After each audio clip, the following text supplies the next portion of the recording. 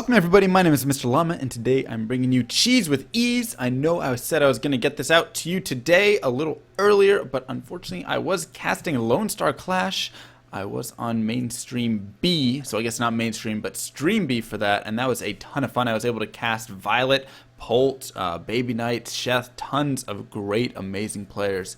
So that really was enjoyable. If any of you guys saw it, please leave feedback. Let me know how I did. If you enjoyed my casting, if there's anything you wish I could have worked on, something like that, something I would have done better, because I'm always trying to improve as a caster. So today I'm giving you yet another ZvP. I just had this guy yesterday, great Masters player, and I was like, you know what, can I just do a couple ZvP Cheese with These videos with you? And he was like, go for it. So last time we saw against a gate expand how I reacted. This time I'm going to show you against a forge fast expand, and this is probably one of my favorite strategies whatsoever. I don't know if I've seen similar things used in pro play, but nothing to this extent, and it is a ton of fun. So I do like to send out about a 14 scout. So whenever I get that 14 supply, I go ahead and send out my drone scout, and this drone is going to be a little sneaky dude, right? He's going to get in, he's going to get out. Sometimes you can go all the way in, sometimes you don't have to. So here's what's going to happen. You can either head over here and run around and kind of delay things and then head out and pretend like you're leaving and going back home. Or you can just try and sneak by if you don't think he saw, like he was coming up that ramp and you were going down, and you don't think he saw your drone or something, you can come up here and you can just be really sneaky and just make sure he's going for forge fast expand. So I'm going to poke over there, and oh, there's a pylon. Okay, perfect. So I get my 15 pool, and then I'm going to set my drone, and sometimes I like to just pretend I'm leaving anyways, and then I send my drone over here. So I drone up to 16 supply, and at this point I'm going to send one drone down to kind of poke around down here. You don't always have to do this. Sometimes I like to just wait until I get to that 21 supply mark anyways, but here I'm going to throw down a proxy hatch. Notice about the distance that I have between these buildings, and this gives me room so that he cannot hit me with any sort of cannon thus far at this point. Additionally, I have this overlord right here. I'd recommend actually sending the overlord more over towards where your hatch is, so then you can have vision of this high ground. And this doesn't work on all maps. This is something you have to remember. But regardless, here I do have my drone down here, so he's going to get in with the scout and see something's a little funky. So that's why I kind of don't like to always send that drone down. Instead, you can wait until you get behind the lings. I made 6 sets of 6 lings right there, and then right behind that, I'm going to kill the probe, of course, and then right behind that, I did make an overlord, and now I'm sending out 4 drones, and I'm going to pretend I'm using these just to snipe his probe. But really, these 4 drones are going to be heading over. You actually want to send it when I'd say the hatchery is about at right here, so where you can see my arrow, that's where you want to send your drones at. About that time, you want to start getting them heading over towards that hatchery.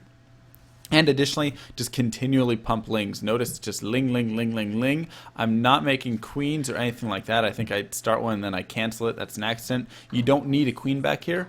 And be careful, like I said, you don't want to lose this overlord. This overlord is very important for this high ground vision up here. This works on Cloud Kingdom, Tal'Darim Altar, couple maps like that. So now I'm going to go ahead and throw down 4 spine crawlers, and this is definitely a very, very, very cheesy build. So some of the other ones aren't quite as much, but this is extremely cheesy, but it's so much fun, and it's very difficult for a lot of protest players to defend against. And at this point, I'm just going to continue building up this ling count, continue to just rally the lings right in here. Additionally, I'm going to want to start a queen on this hatchery in case for some reason he tries to go air, as well as if I start this queen, I probably should have started a little bit earlier. Actually, I should have cut lings a couple times to get that queen out earlier, because you want to be able to start spreading the creep so that when these pop, you have like a creep tumor going down. So I was a little late on this queen. Regardless, not bad, but here you can see I'm going to get that high vision out, so now I can see the cannon up top.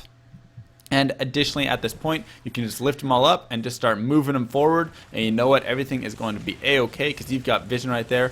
Only this cannon's really doing some damage, so I'm going to go ahead and poke through. He's going to wall off right there, so not a big deal. I've got a lot of lings at this point. I can go ahead and just pull them back right now, and now it's looking to I'm just going to continue poking away. When this queen finishes, I'm going to definitely want to drop a creep tumor overlord on the way at that 28 out of 28 supply right there. So go head over, drop a creep tumor as close as you can. You don't want it to get picked off, of course.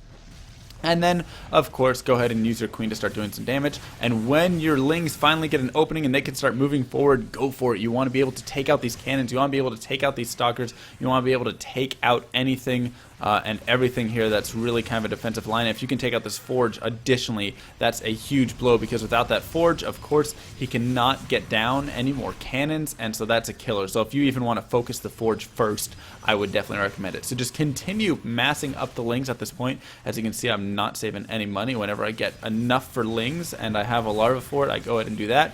And now I'm just going to continue moving my spine crawlers forward. Notice what I'm doing here with the creep tumors, continually dropping them, saving the queen, make sure it stays alive at this point, and you can continue to just push forward. It's such a strong push, and then just continue with the lings. You can take out anything and everything, and I mean, he had those two cannons, a third and fourth in the back, and still was able to do it. And if I had gotten out the queen even faster, I could have pushed the creep tumors even closer, in which case I could then move the spines up within range of those two cannons.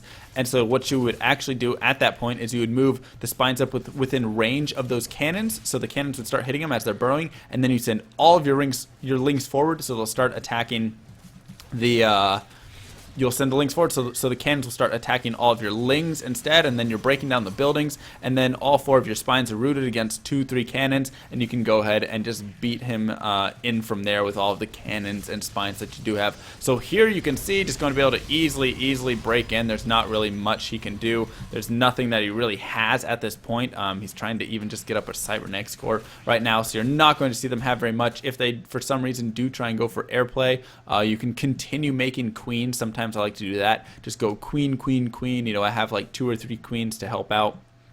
But I think it's a lot better if you just kind of really rush it and push it before they can even get any tech up like that.